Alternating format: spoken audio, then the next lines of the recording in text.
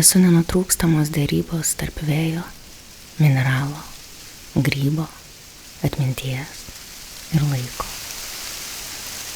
Jūs išmokote mane vadinti medžiu, tarsi pavadinimas būtų supratimo forma. Tačiau šis medis nestovi vienas. Jo šaknys įsipynusios į kalbas, senesnės už žmogaus balsą, į grybienos mainus, į lėtai judantį įšalusį vandenį, į bakterijas, kurios kuria ateitis be leidimų.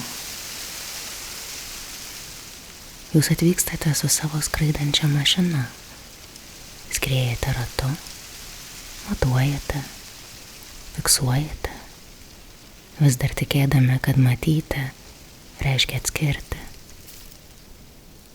Bet pūga neapsupa medžio. Audra yra vienas iš būdų, kuriuo medis tampa.